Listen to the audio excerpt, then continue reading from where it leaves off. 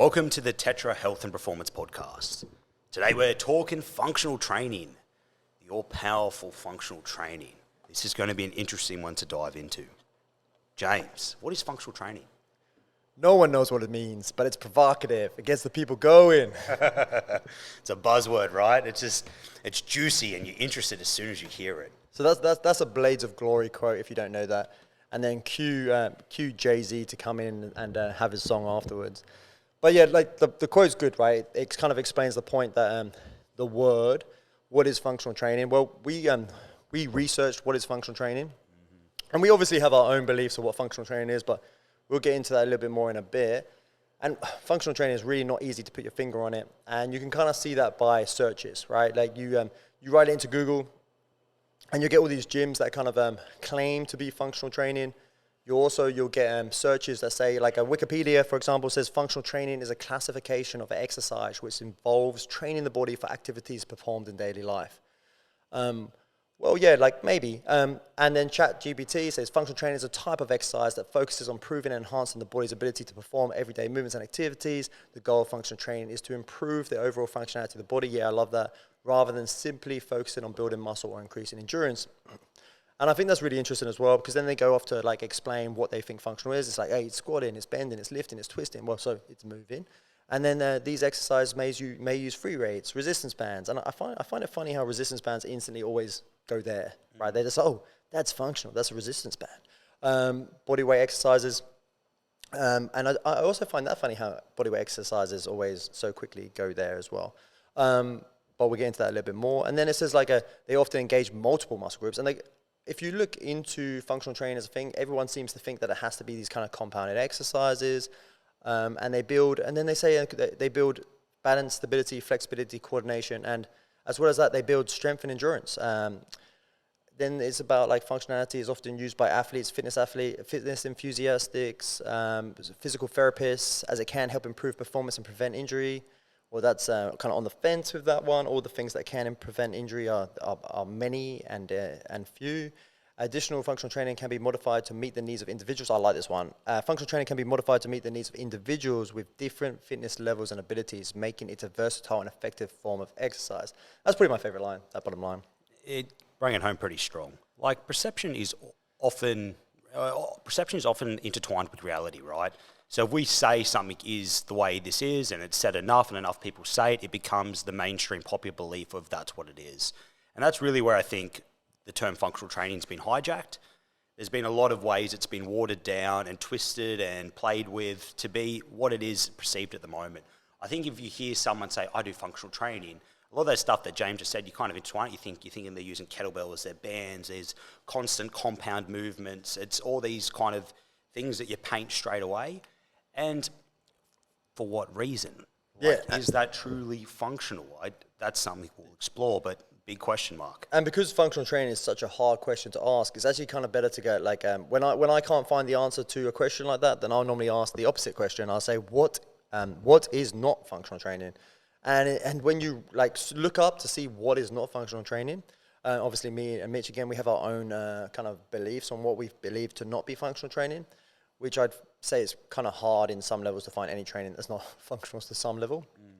But then it goes on to say, well, strength training is not functional, hypertrophy is not functional, fitness training is not functional, and isolation exercises are not as functional. And this is something, again, you see commonly expressed, is that we see these certain types of equipment used for functionality, and then when it's not functional, we're using these types of equipment. And being on a bike, they actually express that on some searches, especially ChatGPT, express that bike fitness endurance work is not functional, building muscle mass is not functional, big strength like powerlifters and stuff like that, bodybuilders are just not, they're not functional human beings. Just wait, what? What? This big gorilla that can go around and lift hundreds of kilos and live a good quality of life isn't functional? Oh, okay, better go tell him. Wait, stop, mate, stop. You need to stop everything you're doing. You're not functional. Yeah, and you know what? That's going to be from a 60 kilo bloody paper wet bloody individual telling them how they're not functional. Yeah, and it also depends where you start, right? I think the starting point is one of the biggest things, because I think that one of the health performance gap that we talk about often is if you're starting from a low base, well then any sort of performance stuff will increase your health. And kind of like any sorts of health work, like looking after your health, will increase your performance. But as things get finer tuned and you become the highest level of your performing you can be, well, then you lose stuff. Like to be really good at performing a 100-meter sprint, well, you probably don't want to be good at running to the side, because that's a waste of energy for you to train it. So you're probably not going to train it. And at the same time, you probably don't, like if you're building a muscle and you specifically want certain muscles, well, other muscles might actually be excess weight that you just don't need, right? So there is, and at the same time, like you might be eating specifically for your sport rather than eating as a whole for health. So then these health and performance factors really actually, at first, they both play in perfectly together and they're beautiful together. And later on in time, they actually diminish each other. Another big vocal individuals on this are your specialists into the converted. So people like, example, hyper specialists in a strength sport that eventually maybe have come into a bit of pain and they stop their sport and they try something completely different that doesn't have as much load. There's more unilateral movement. There's less emphasis on high load. And they're like, I'm out of pain. This is great. This new functional training is the life-saving thing that everyone needs. Oh, dude, maybe you just needed to cycle up your volume and intensity and mix in some different movements, and now you've restored more movement qualities back to yourself, and you're feeling bloody good as a result. So you do get these individuals that get quite vocal about this system is the best functional thing in the whole world, but really all they've done is introduce some new methods and training principles into their training cycle, which is something we should be doing anyway. Boom. Good point, Mitch. Like, things are dose specific, and in training they are as well. Like if you, with medication they are as well. Like if a certain amount of paracetamol can make your headache go away really quickly. Too much paracetamol can kill you. Like everything is dose specific. There is nothing really in the natural world or most medicines that there isn't a certain dose that is actually the right amount to take, and too much or not enough. Not enough just won't affect you. Too much will. And the same kind of thing comes with performance. And the same kind of thing comes with when we say, like, if you can't just blatantly say strength training, hypertrophy, fitness training aren't actually functional, because they have massive potentiation effects. Like getting strong. Well, first up, we'll get into the point like when we then go on to search what are the 5 best functional exercises. They give us 5 very obvious strength exercises, and then they go on to explain these exercises, like squat, are good because they build your quads and they build your bum. Well, if you're saying that your reason for these exercises being good is because they build strength in these muscles and hypertrophy in these muscles, then how can we say strength and hypertrophy aren't factors in functional training? So this list, I'll just read out the list, and I'll read the full brief of just one of them. So number 5, deadlifts. Number 4, planks. Number 3, push-up. Number 4, lunges. Number 1, the squat. Squat works the muscle in your legs, hips, glutes, which are important for activities like walking, climbing stairs, and getting you out of a chair to perform a squat, and then it goes into just telling you how to do a squat. But anyway, what are we getting out of this? Like it's just a strength drill, right? It's a bilateral strength quad dominant drill. That's all I see. Well, what I'd say is more like that's what they see a squat as, right? Like they see the squat, they're like working around in circles, right? It's like, well, strength training isn't functional, but we do squats because they build strength in these ranges. Well, that's strength training, mate, and it's hypertrophy at the end of the day as well, isn't it? Well, because one exercise can reap tons of different benefits that some people may not even know that they're reaping. It can be that you're capturing like tissue qualities that you may not know about. You can be training fibers that you may not know about. You can be like you can actually be getting metabolic fitness effects from strength training as well. And it's definitely going to like, I think people sometimes look at like, oh, well, the deadlift is good because you can pick stuff up off the ground when you're old. Well, yeah, it is, but it's also going to do tons of other things for you over time. It could be the thing that stops you from falling so far forward that you have like a rounded thoracic later on in life, right? Like there's loads and loads of benefits that people that don't slightly understand anatomical or biomechanics well enough to actually really like venture into and understand. And I think that for me is like maybe the knowledge barrier of actually calling yourself functional is maybe you should only be able to call yourself functional if you actually understand stuff maybe a little bit lower below the level of just easy to see. Well, it's a whole other question too. There is like the education level in just the fitness industry is pretty average, and you have to spend a fair bit of time in the industry or be self-motivated enough to really know what's up, because it's not forced on you. There's no gun to your head telling you have to learn this stuff. It just has to be very self-driven. On that, I think a big point with this is when you come in to have some sort of assessment where the individual, to see what the individual represents. So if you're just walking in and you just dive straight into it and you're just smashing the sessions out, maybe we could have a bit more accuracy, maybe a bit more measurements and get some objective data before we go. So if we come in versus rather just diving in, maybe we can capture some data and make this more individualized to make this more functional to the individual. And this could be something where we're measuring some basic ranges, we're looking at some training history, we're seeing what their wants and needs are, and we're seeing what their deficits are and how we can build strategies to fill those deficits. And then we can truly make it functional to the individual's needs as a human, and then what their performance tasks are as well. And now I think we're getting maybe a little bit more accurate to maybe what functional could mean. Yeah, because it is hard, right? Like one of the issues with calling something functional training is that it's hard to measure objectively. Like without like using strength as a measurement, like how much you lifted, how many reps you did, or without using like the sight of you actually increasing muscle mass, which are all things that are supposedly not too functional.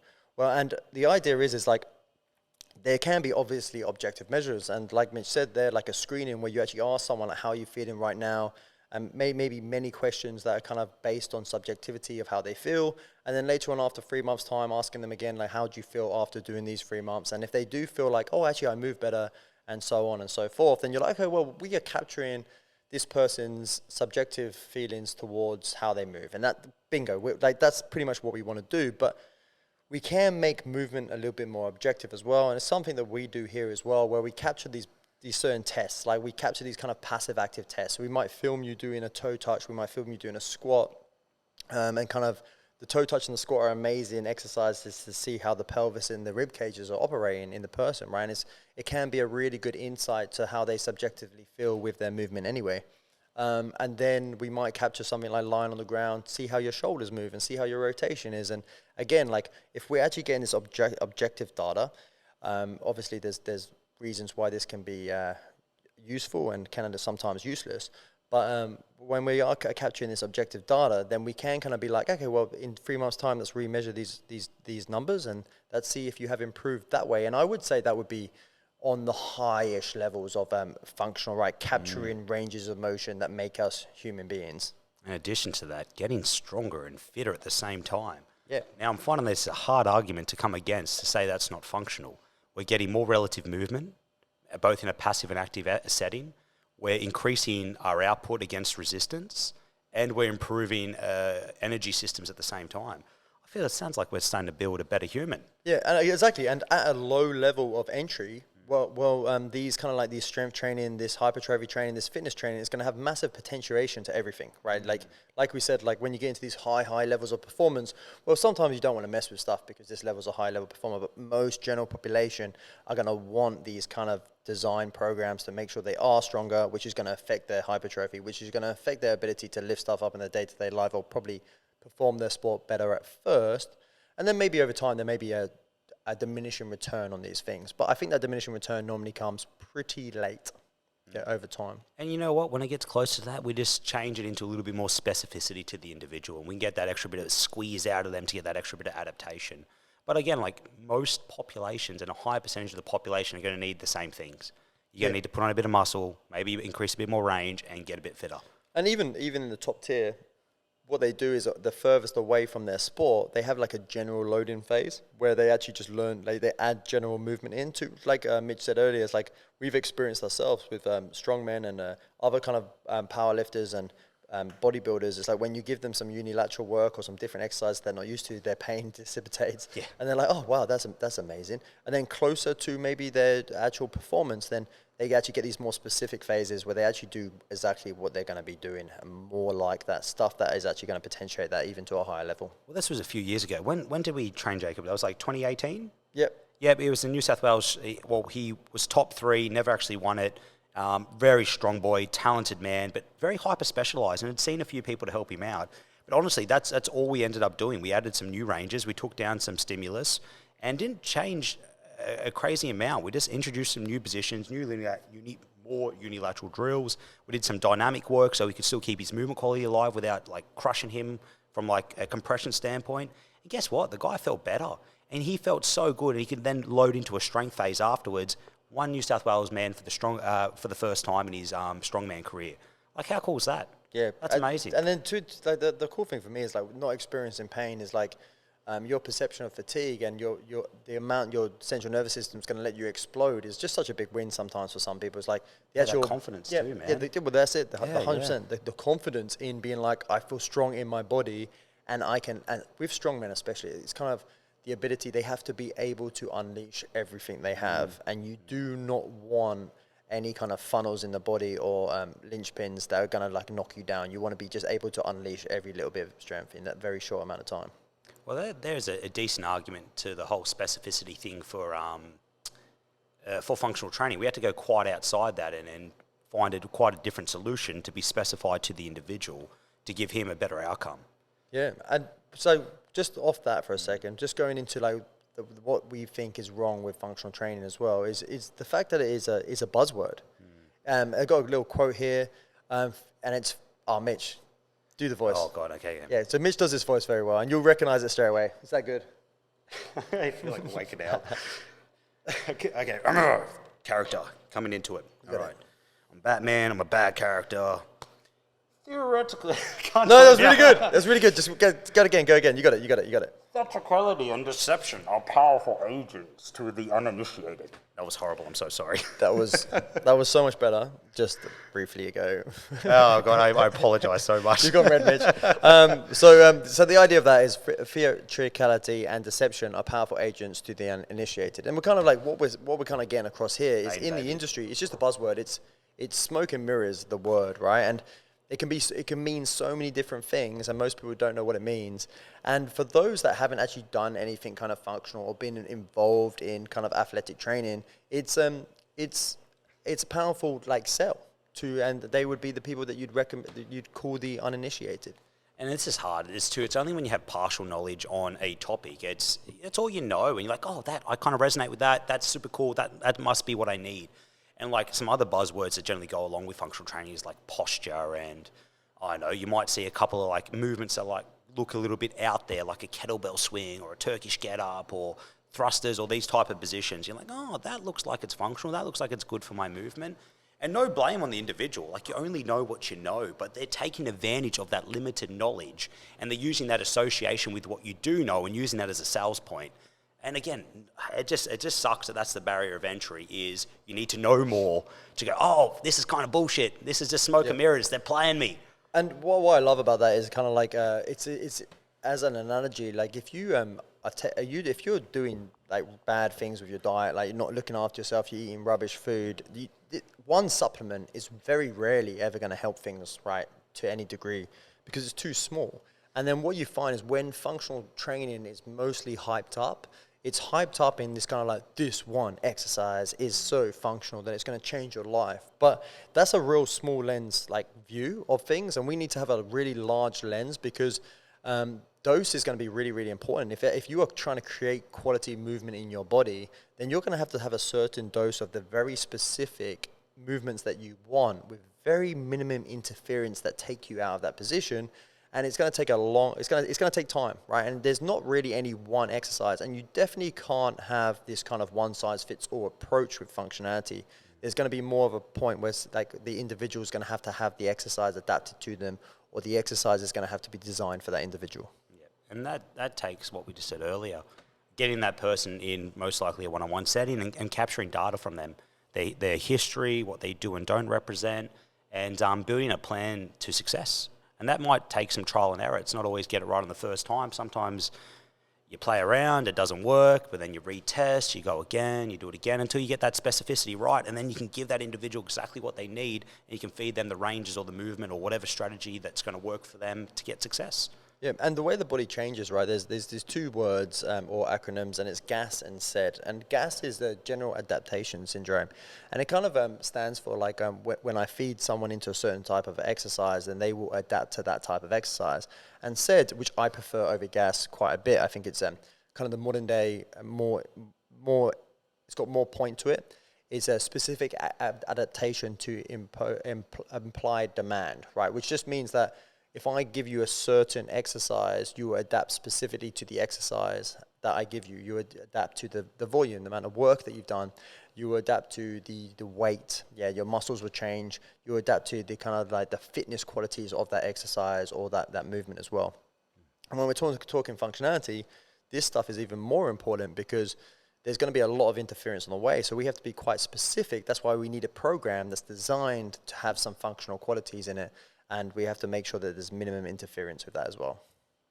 Well said. Yep. Well said. Thank you. And there's a lot. This is why organisation and structure is so important, and having a transparent plan. So, example, something we do here, and I don't want to just piss in our pocket for the whole party, but you definitely do. Is letting individuals know what's happening. So with a program, for example, we might run it for anywhere from 12 to 18 weeks, but broken down into the blocks, we'll tell you what exactly we're trying to work on, the methods that we're going to use to get there, what days, what's happening. There's full transparency to see what adaptation is going to happen to your body during certain phases. So you can upregulate upregulate your efforts in certain phases, downregulate in others, but you can see exactly what's happening. And I don't think that's done pretty much at all that I know through other group training structures. I know there's a lot of what we call whiteboard training, a lot of just like a random session just going thrown up on the board, and it's generally just there to get your heart rate up, and that's about it. There's no one set purpose behind it. And how come they are the people that normally call themselves functional trainers? It's because it's like, it sounds harsh, but it's quite often it's just like it's an escape. It's like you're hiding from your lack of knowledge, and you're using just these random we picture we use a blackboard. So we're blackboard trainers. We write our program up on a board in the day.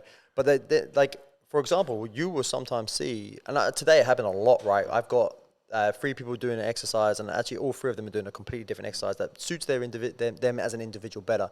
And I kind of hate the word regressions and progressions, because I think the exercise is very rarely a regression if it meets that person's actual abilities at that time. I'd say it's just what did you use earlier? Just a modification. It's a modification, right? It's just something that suits you better as an individual better. And alternative. Yeah, an alternative. Yeah. And if we're talking about functionality and functional training, well, there isn't really regressions and progressions. There's probably just more alternatives and ideal exercises for that individual at that point in time. Yeah, but it's not a one-size-fits-all. And unfortunately, that's why regression, I feel like it anchors the person like they've done something bad. They're like, oh no, I'm being regressed. This sucks. And just nocebos them straight away. But like to be able to go, hey, we're just doing a similar stimulus, just in a different way. That's absolutely cool. And we're going to get back on the journey of doing that movement, or maybe a different version of it later on, if it suits you. And there's many paths to victory. Like we don't all have to walk the same one. Exactly. I just lost thought. I was going to say, sorry, go on, mate. So off that, when we're looking at functional training, you really have to look at, so what is the task we're trying to get the individual to do? What does the individual need? And what environment are they doing the exercise in now? And what other environments will they be doing the exercise in outside of your kind of confined environment that might be the gym? And I think most often, you'll find that the gym is such a controlled setting that it can't always be functional to the purpose of someone training out and doing their sport. And that's why sometimes you're going to find that strength training and hypertrophy are things that we can truly affect in the gym, sometimes more so, that can make someone more of a robust individual on the field. So that's another reason why you definitely can't take strength. You can't take hypertrophy out of the equation, because we know these are things that can make you deal with larger impacts, for example, in a rugby game, or deal with the speeds that you have to take up in things like soccer and other sports. Definitely. So it came back to me then. I was going to go take a step back to what you were saying earlier, James, with some of these other places that kind of use intensity to mask a lack of knowledge. And because I think we talk about just how people perceive what a good workout is. They don't go, oh, I slightly progressed with a marginal increase of 2.5 kilos in my lift today. Yay. I celebrate that. I think that's fantastic. But I think most people leave a gym session and go, oh, I'm sweaty, I'm buggered. That equals good. And I think that's used a lot in this functional training sense, is people go to a session like a 45-minute, like an F45, and they'll just get smashed with low reps, low weight, high volume, continuous work with no real rest. And they'll be like, oh, that was fantastic. I'm so sweaty, I'm buggered. But really it had no structure or intent behind that individual to improve them. It was just a sweat session. And then a lot of people go, oh, that was great. That was fantastic. But I bet you could go to that session and you could pick up, why do we do this? Why do we do that? Why do we do this? And there'd be no said response or no structure or no reasons why. If you go to one, I challenge you to do that and see what response you get. I bet it's going to be a lot of Yeah, well, one of my biggest pet peeves is kind of them things that Mitch just mentioned, and variety for variety's sake. It's like just like giving people different exercises for the sake of giving people different exercises with no plan or plot on what you're trying to create and what kind of body changes you're going to make. And I think when we're looking at training, we can't always it should never be about the exercise, right? It should be about what the exercise might give the individual. So it should the exercise selection. It's like I sometimes think it's quite weird how I think of it like as that toolbook toolkit kind of approach. It's like, well, sometimes it's not something that's in your toolkit because you have a certain bunch of principles, and when you have a certain bunch of principles, you can design exercise to the specific person rather than actually just go, okay, well, you're going to do this exercise and, oh, you don't fit this exercise, you're just going to keep doing it until you do fit it. And I think of it like as just grabbing a round peg and trying to get it for a square hole over and over again. Use more force. That's it. Yeah, that's it. And I think of that, like that kind of training is that a lot. I don't think they take into consideration the individual enough. They take into consideration too much the task, and they normally don't have the environment to set up that. And when we're looking at exercise and functionality on that point, I think it's super important that when we look at individuals, we look at human qualities in training before we discuss functionality as well. It's like people's ability to jump, like to land, to rotate explosively, are such amazing human qualities. Humans' ability to run, like things that don't often get brought up. When you look at functional, I don't think anything I saw actually had anything about jumping or landing or controlling falls. And these are the things that actually, as we age, we lose first. And you'd imagine, so that is definitely one of the most functional things that exist. Yeah, 100%, man. That'd be like in my top 5. Yeah. You know, running, sprinting, landing, jumping, yeah. And when we're taking into consideration people that maybe haven't had sporting backgrounds and have probably never actually built their tendons to an ability to actually create force or absorb force, then we've probably got to like give them the kind of the right kind of training specifically to build that kind of stuff up. And when I think kind of, I'm going to just going on F45 pretty hard at the moment, but when I think F45 training, I see a lot of random jumps, and I don't see them kind of them exercises progression for use of, for lack of a better word. I don't see them actually starting light and actually using decent quality jumps to build tolerance. I see them starting really heavy, and I see them using equipment for the wrong kind of reasons. Like I think of like when I think of a box, for example, and I use a box for a box jump. Well, the box is really there to make the jump more concentric and less eccentric, which means that there's an upwards phase and there's not really a downwards phase, because when I jump in the air, I come down with so much force. That's a really hard thing for me to control if I haven't got used to it yet. So when I jump onto a box, I jump up and then I have no force to deal with on the way down. So it's a concentric jump, right? And I think it's very poorly used like that, where we want to ideally jump onto that box and be as tall as possible when we get onto it, so we can jump as high as possible and then reduce the loading. And then we can work on other little things where we're actually like building up the tolerance of landing slowly until we can actually drop from a box and catch ourselves. And I feel like that's really lacking when it comes to functional, that people don't think of tissue qualities. And most of our body is as much muscular as it is elastic or collagen, and we need these qualities of these muscles. And mate, that can take weeks to develop someone up into a point where they can tolerate more volume and progress up a movement. And I don't think you see that kind of plan with a lot of these places. It's just random bullshit random bullshit. It's sad because there's such a big brand, there's such a powerful brand. They have the ability to impact and affect so many people in a positive way, but they don't do their due diligence and they don't have these initial principles to build off to have more structure and provide more good to the populace. It's just a sweat session. Yeah, and off that, like we can quickly just move on to the next point. Have you got anything from the previous point? Because I'm sure we can keep going. But yeah, let's take a. We've got like a one of our things we want to talk about is kind of the industry at the moment. And if you look at the industry, well, we've discussed F45s a fair bit, and we'll discuss them a little bit more before we move on. The idea is that there's a lot of F45s closing down, and they use that F. That F stands for functional, and you'd think that they'd be doing so much good, but we've spoken to so many physios and chiros who build their businesses around being close to F45s because of the amount of injuries they produce for the exact same reason we've kind of discussed previously. And the funny thing is you'd think that with that kind of functional in the word, they'd actually take more time to be more functional, when actually I think their entry to being a coach at F45 is one of the lowest. And I know there is some really good F45 coaches. There is some really good, but I think when you franchise a business like that, then you can't control it. sadly. The one, well, not one. There's been many popular things that have risen and fall, but the facility that was really popular just prior to that, CrossFit. CrossFit was like everywhere. It was unavoidable. What? Maybe just 10 years ago, or maybe a bit older, but it was everywhere, and that was like the functional thing. Oh my God, we're combining everything. Everything's bloody intense. We're doing Olympic lifting. We're doing powerlifting. We're doing strongman, and we're doing cardio. And you know, to their credit, it really popularized using different methods and integrating different systems.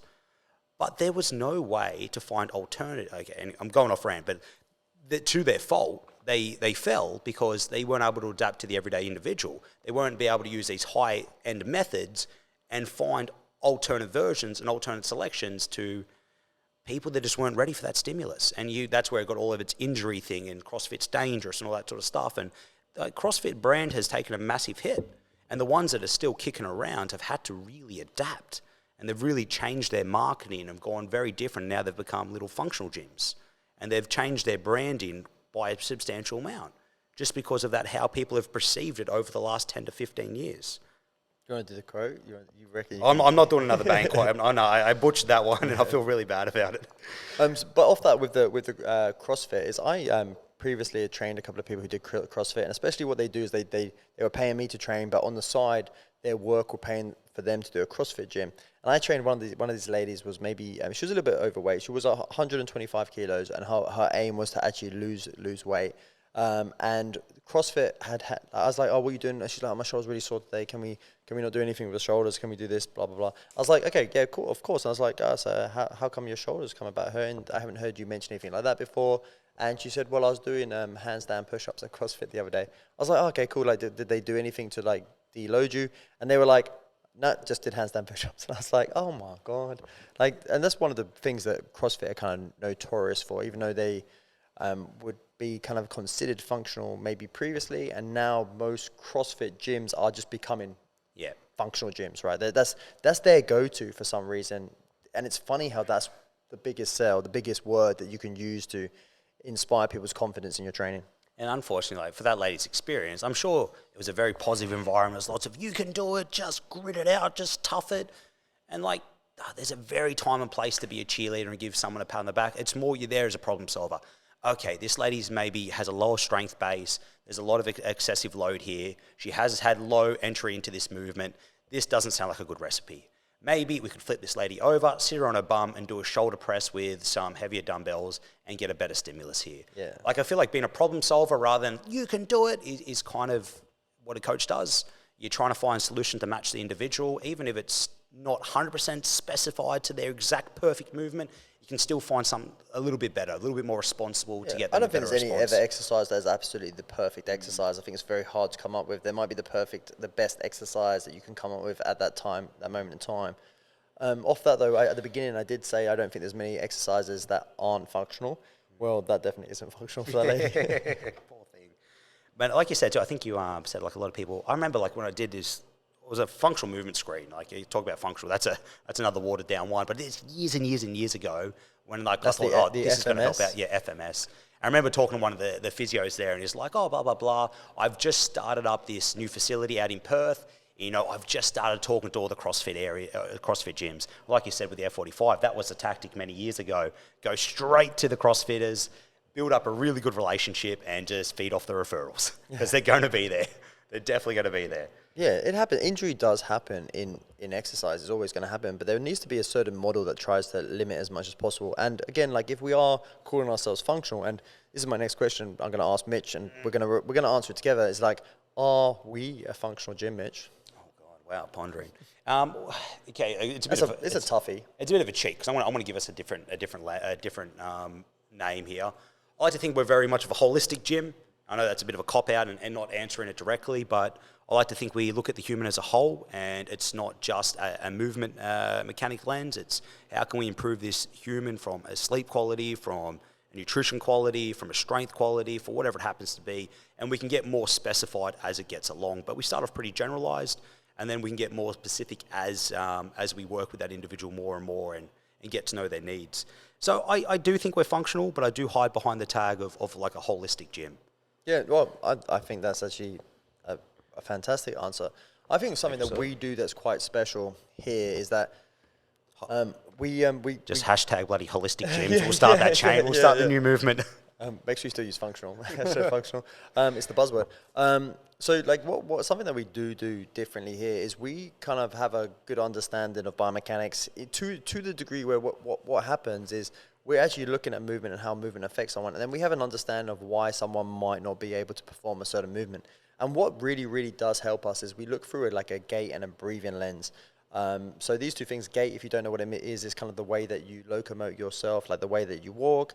And obviously breathing, everyone knows what breathing is the ability for you to like move your torso and push pressures around the body as you breathe in and breathe out. And these two lenses give us really good insight and kind of like looking at an individual and kind of giving an individual back what they might not be capable of, and pursuing them getting like ranges of motion back and feeling good in their bodies. And actually the funny thing about that is like what a lot of the training that we do is in purpose of that, right? And I think when it comes to subjective feelings of wellness and people feeling good about the way they move, they're normally the things that have the biggest impact. And we can kind of say like we've been doing this for a very long time between the two of us. We'd have like 20 plus years longer. And with that time frame of us doing this, we've also kind of seen a lot of what is very common in humans not having and also needing, and we try and feed into a fair bit of that as much as possible. But we also believe that like when it comes to subjectiveness, like, or just your perception of yourself and your body, is strength is such a big player. Like feeding, like I don't know anyone who's got stronger, especially when they've started from a low base, who hasn't been like, damn, I feel so good. Like when I lifted something up, I just felt so capable. And the ability to feel capable and strong is probably what's going to set you up for success. 100%. And that's still, probably one of the most rewarding moments as a coach, when you get someone that's a bit newer and maybe they're on the lower side of of their strength and health and fitness, but you watch them after a couple of weeks and a couple of months and they're new people, and you see them kind of smiling and enjoying the challenge of progressing up in load and seeing that self-achievement of going, holy shit, in the last 2 months I've progressed this amount of kilos in my lift, whatever it happens to be. And I find that one of my favorite parts as a coach. I go, hell yeah, man, well done to you. And you see like their satisfaction in themselves, seeing them achieve something they didn't think that they could achieve, 2-3 months ago. It's beautiful to witness. And then with that, you can look at hypertrophy as well. It's like I've seen people improve their posture. So here's an interesting one. It's like we talk about posture and how like people talk often about how you can strength train certain muscles to improve posture. Well, actually, that's not what I mean right now. I mean that when people are feeling like they've got more muscle in their body, they feel like maybe more attractive to some level, they feel more confident and more capable, they hold themselves differently. And like a lot of what posture is not just like how, like it's also, posture is a lot about how you believe people to perceive you, and therefore it can actually be more psychological than it is physical. And actually the ability of like training in the gym, feeling strong, feeling good in your body can be what actually improves people's posture more so than doing more back to chest ratio kind of thing. 100%. Right?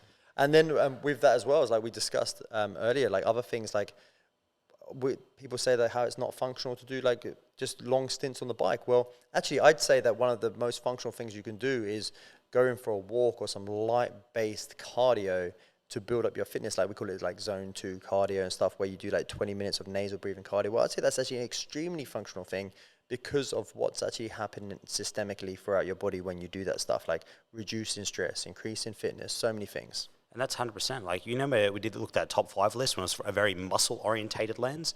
Dude, the body's not just muscles. We've got nerves, we've got a brain, there's so much more that goes on. There's skeletal structure that can be influenced, there's internal organs. And movement affects all of it. Everything is integrated. And the way we view the exercise and the way we select the movements and use structures and programming, we can affect not just a muscular structure, a skeletal structure, we can affect a nervous system. We can affect how a person regulates and deals with stress and recovers from it. And I feel like that is such a powerful thing to be able to offer someone through a training sense. Not just, let's put a bit of extra muscle on the body, or let's just be able to, I don't know, whatever. Yeah, and off looking at them things that they're saying kind of aren't functional, it's like we look at like compound exercises versus isolation exercises. Well, compound exercise, well, they may have more bang for your buck with other things. Well, sometimes people aren't ready for complete compound exercises, or sometimes we can't get the movement that we're trying to get from a compound exercise. So we're going to have to focus on an isolation exercise first, we have this kind of thing called disassociation and association. And association is when joints kind of move together at the same speed or at slightly slower speeds, but they kind of move together and they move too much together, and they don't move exactly how we kind of want them to move, which would be maybe more natural movement. And then we have this kind of like the ability to disassociate, where one joint can move and the other joint can move in the opposite direction or in the same direction, but at a different speed. Well, both are good and both have purpose, but we want to be able to capture both, right? And quite often people get so stiff and so tight from training that what happens is they only can move things together and they walk a little bit like a fridge. Well, we might not be able to go for a full body approach straight off with some people, and we may need to give them an exercise that hits one joint or two joints for them to control that kind of what I just call disassociation, the ability to move these bones at different speeds in different places. And then, so my point here is that you can't really get rid of any of them things. You can't name something not functional. You can't name something functional. It's kind of like always got to be individual dependent. Benchmark, screw it. Let's make money, James. Let's give up all our principles. What would happen to us if we just said, piss all the principles off, we need to make some fucking money. We need to make some money. What would happen to us? What would happen to us? We'd be rich, Mitch. Yes. no. Our principles. We discuss this all the time, right? The reason we have 12 people in a session is not for any specific reason, but we believe that the coach, after we have like 13, 14, 15 people, that the coach loses control. And we don't like to rely on computer screens because we don't think it's a good enough learning experience for members to capture movement. So we actually, we like to be able to talk with them, see what's going on. And because our job is a little bit more specific than just fitting square pegs through round holes, we're actually trying to help people capture movement and change things up all the time when they need it, that we actually want to have the coach be able to control the situation in the gym at all times. And we believe, like, sometimes we're like, oh, God, we're so busy. Like, we got so many members joining into the sessions. What could we do? Well, the first thing we probably could do is make more money just by adding more people in. But it's not something we're willing to do because it really will mess up the quality of the training. And I believe it would make us straight away less functional. And you could forego your standards of movement quality and the way movements are done as well. If you said, all right, guys, follow the screen, try and do what that dude's doing up on the screen, good luck, and you just had X amount of people in here, yeah, I'm sure they'll automate a lot easier, but that's not going to be a long-term strategy. It's so short-sighted. Yes, you might be able to get more bodies in. Yes, you might get a couple more weekly payments for a couple of months. But what happens when you're getting people that just aren't enjoying their feedback? Or maybe injury rates starting to creep up because people are doing silly things in positions. I feel like if you give up your standards and give up your principles, it's always so short-sighted. But the ability to set your standards with how you want movement done, how many people are in, what type of structure we're using, well, that's going to lead into such better result for the individual, and it's going to be more delayed gratification. Because yes, you might not get what you want as a business straight away, but guess what? That member's staying with you for longer. They're having a better journey. They're getting better results, and they're just enjoying the process. They're more likely to be with you for a long time, and you're going to get way more results compounded over the course of 6 months, a year, 2 years, or whatever it happens to be. That is a beautiful point, Mitch, and I think that's a perfect point to end it all up in. All right. Thank you, guys. It was a pleasure as always. Thanks, guys. Bye.